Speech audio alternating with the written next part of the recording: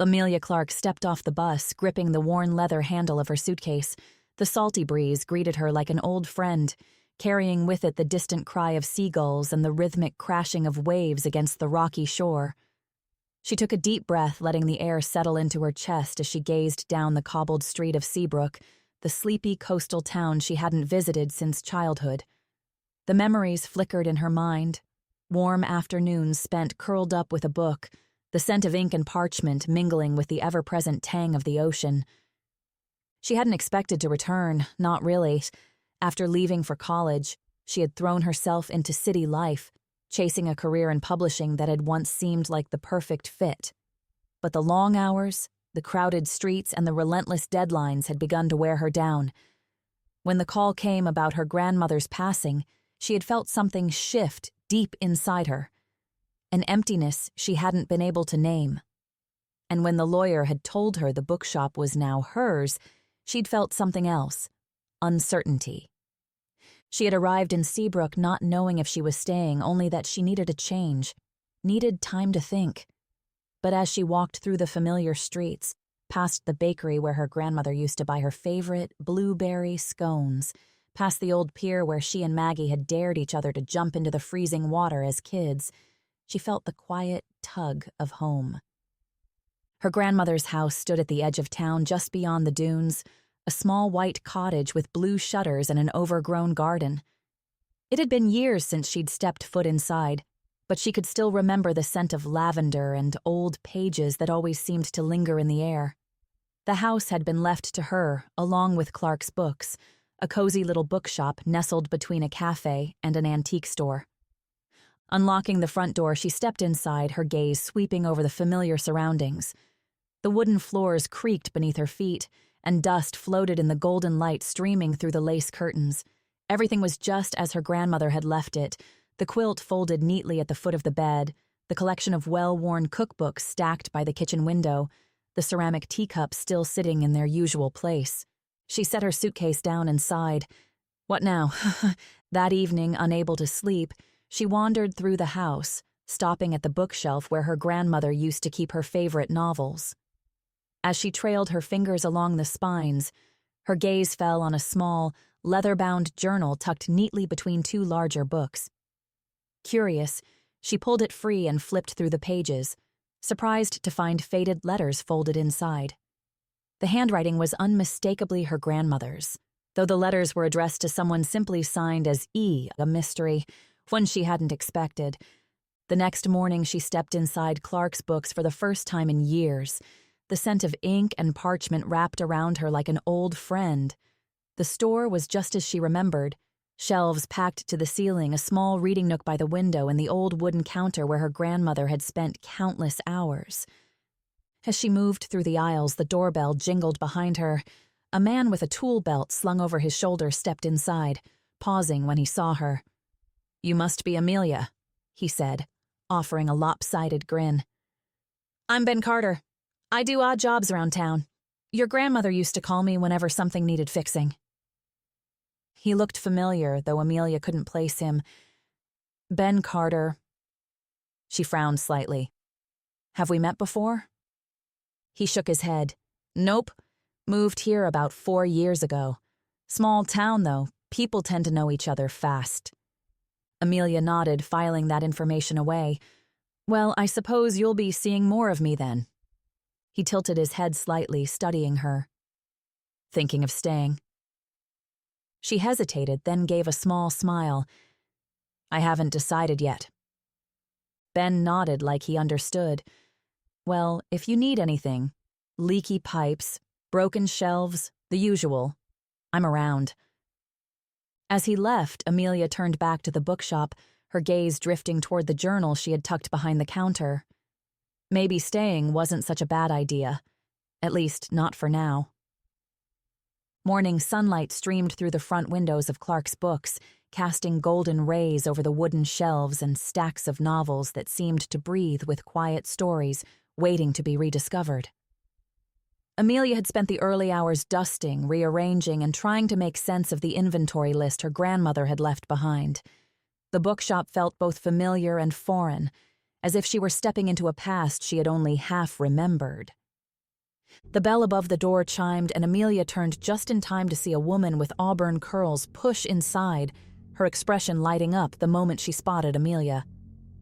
"Amelia Clark, you're really back!"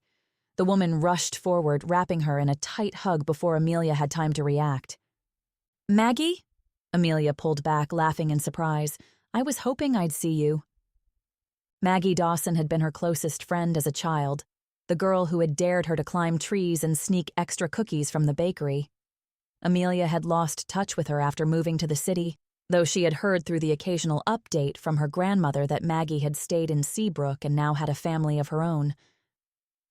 Maggie leaned against the counter, eyes sweeping over Amelia with fond amusement. "I can't believe you're here. Are you staying?" The question lingered, heavier than Amelia wanted to admit. "For now," she said, hedging.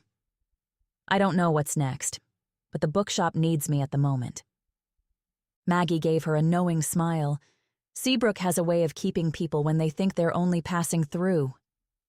Before Amelia could reply, the bell chimed again. Ben Carter strolled in, carrying a wooden crate in his arms. He set it down on the counter with an easy grin. "Thought you might need these. Spare light bulbs and some nails. Figured I'd save you the trouble of hunting them down when something inevitably needs fixing." Amelia raised an eyebrow. "Are you implying this place is falling apart?" "Not implying, just stating a fact," he replied, his smirk deepening. "Small towns like this rely on bookshops like yours. If you're serious about keeping it running, you'll have to get used to me stopping by." Maggie shot Amelia a teasing glance. "Ben's our unofficial handyman/resident nuisance, but he's good with a toolbox, so we keep him around." Ben scoffed. "That's the best compliment I've gotten all week." Their easy banter made Amelia feel something she hadn't in a long time, like she belonged. They spent the morning talking, Maggie filling Amelia in on the latest town gossip, who had opened a new cafe, who had retired, and which families had moved away. Ben, meanwhile, made himself useful by fixing a loose hinge on one of the back shelves, though Amelia suspected he was enjoying lingering in the shop just as much as she was. As the afternoon stretched on, the bell jingled once more, this time revealing an older woman in a lavender shawl. Her sharp blue eyes softened when she saw Amelia behind the counter. "You must be Eleanor Whitmore," Amelia said, recognizing the name from years of letters her grandmother had written. Eleanor nodded, stepping forward with an air of familiarity. "Your grandmother was a dear friend of mine." Her gaze drifted to the journal Amelia had left on the counter, the edges of the folded letters peeking out. "And I see you found them." Amelia hesitated. "The letters?" Eleanor traced her fingers over the worn leather cover. "She never sent them, you know. Some things are easier to write than to say. And sometimes, by the time we find the right words, too much time has passed." The weight of her grandmother's words settled in Amelia's chest. She wasn't sure what the letters meant yet, or why her grandmother had kept them hidden. But she had a feeling she was only just beginning to understand.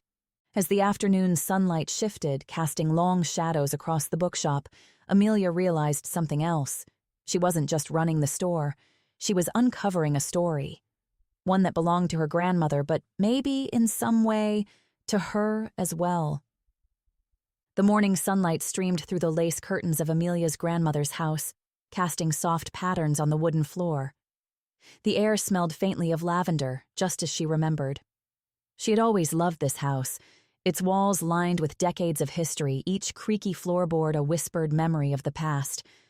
The house itself had been built nearly a century ago by Amelia's great-grandfather, a craftsman who had designed it as a wedding gift for his bride. It had remained in the family ever since. The pale blue shutters, once vibrant, were now weathered by time and salt air. The overgrown garden in the back still held the remnants of her grandmother's beloved roses, though they had grown wild in her absence. Amelia moved through the house slowly, tracing her fingers along the bookshelves, each novel in its place as though her grandmother had expected to return. A worn rocking chair sat near the window, the same one her grandmother used to read in every evening. The kitchen still smelled of cinnamon, as if the scent of old recipes had seeped into the walls. It was overwhelming in a way she hadn't expected. Her parents had rarely spoken about this house or about Seabrook in general. They had left the town when Amelia was young, choosing city life over the slow rhythm of coastal living. Their visits back had been infrequent, limited mostly to holidays and the occasional summer. Now, her mother and father lived states away, absorbed in their own routines, distant even in their concern. They had encouraged her to settle her grandmother's affairs quickly and return to her life. But Amelia wasn't sure what that life was anymore. She was an only child, and with her grandmother gone, the house felt even more hollow. There was no one else left to share in these memories, no one to remind her of the stories she had half forgotten. After making a cup of tea, she stepped outside, locking the front door behind her. The air was crisp, the streets quiet apart from the distant murmur of early morning activity from the shops opening for the day. She was on her way to the bookstore when she passed Mrs. Thompson, the town's longtime baker, standing just outside her shop. The older woman spotted her immediately and gave a small wave. "Amelia," Mrs. Thompson greeted, her voice warm yet tinged with something careful. "It's good to see you, though I wish it were under better circumstances." Amelia slowed her steps. "It's good to see you too, Mrs. Thompson. It's been a while." The older woman nodded. "It has. I still remember when you used to run around the shop begging your grandmother for an extra cookie. She always gave in, no matter how much she pretended not to." Amelia chuckled. "That sounds about right." Mrs. Thompson's expression softened. "Your grandmother was a wonderful woman. The whole town feels the loss." She hesitated before reaching into a small paper bag she was holding. "I thought you might want something fresh for breakfast. Blueberry scones. Her favorite."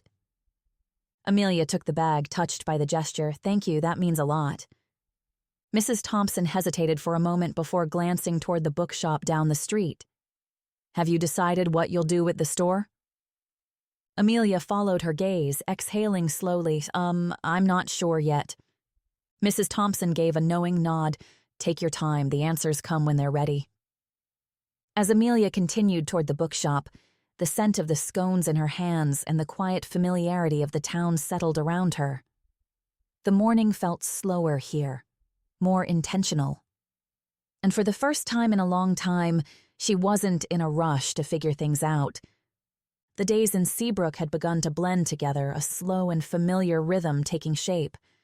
Amelia had been here for a couple of weeks now, long enough for her to know which days Mrs. Thompson's bakery had fresh cinnamon rolls, which afternoons the light hit just right through the shop windows, and which evenings Ben would stop by under the pretense of checking on repairs.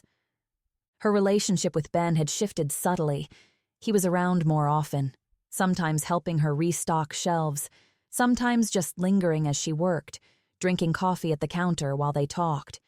They were comfortable around each other now, but there was still a quiet curiosity between them, an unspoken space where questions sat unanswered. One morning, as Amelia was sorting through a box of books that had been delivered to the shop, she came across something unexpected, a small envelope tucked between the pages of an old hardback. Her breath caught as she recognized her grandmother's handwriting on the front. Unlike the other letters, which had been carefully stored away, this one seemed misplaced, as if it had been lost among the books for years. She hesitated before opening it, the scent of aged paper rising as she unfolded the letter. The words were familiar in tone, filled with the same careful reflection she had come to expect from her grandmother's writing. "There are people who shape our lives even when they are no longer beside us. Some absences are louder than others, but they are all felt just the same." Amelia read the words twice, then a third time. This letter was different. It wasn't addressed to E, at least not directly. It felt more like a reflection, a realization rather than a message meant to be received. The sound of the door chime made her start, and she quickly folded the letter, slipping it into her pocket as Ben entered. He carried 2 cups of coffee, placing one on the counter before giving her a curious look. "You okay?" She forced a small smile, feeling the weight of the letter in her pocket. "Yeah, just got caught up in something." Ben didn't press, but his gaze lingered a moment longer before he leaned against the counter. Any new discoveries in the world of books today? Amelia hesitated, considering whether to tell him about the letter. She decided against it, for now. Just the usual. Dust, forgotten stories, and a few misplaced treasures. He smirked. Sounds about right. As they talked, Amelia's phone buzzed on the counter. She glanced at the screen and felt a familiar pang of hesitation. Her job. She hadn't spoken to them in over a week, and she already knew what the voicemail would say. A polite inquiry about when she planned to return. She silenced the call without answering. Ben raised an eyebrow but didn't comment. Instead, he took a sip of his coffee, watching her carefully. "You thinking about going back?" Amelia exhaled slowly, staring at the shop around her, the stacks of books, the quiet warmth of the space that had slowly begun to feel like home. "I don't know. Do you want to?" The question hung between them. Amelia thought about the fast-paced job she had left behind, the endless deadlines, the feeling of never quite being settled. Then she thought about this. The quiet, the routine, the unexpected discoveries among the shelves. She shook her head. "I think, I just need more time." Ben nodded as if that answer made perfect sense to him. "Then take it. No rush, right?" For the first time in weeks, she felt like she didn't have to rush at all. Later that night, as she sat by the fireplace reading through the letter once more, she realized something. This wasn't about solving a mystery. It was about understanding what had already been left behind and deciding what she wanted to carry forward. Maybe the letters weren't about unfinished business at all. Maybe they were about learning to let go. Amelia had been in Seabrook for almost a month now, though it hardly felt that long. Time had softened, the days stretching lazily into one another, marked only by the shop's quiet rhythm and the occasional interruption of Ben's easy company. The letters had faded to the back of her mind, not because they were unimportant, but because she wasn't sure what else there was to uncover. Still, something lingered, a feeling she couldn't quite name. Late one afternoon, she was shelving a new stack of donated books when she noticed an old leather-bound novel, its spine nearly worn through. The cover was faded, but inside the front flap, there was an inscription in her grandmother's familiar handwriting. "For those who leave and those who stay, both are brave in their own way." Amelia traced the words with her fingers. It wasn't addressed to E, and it wasn't signed.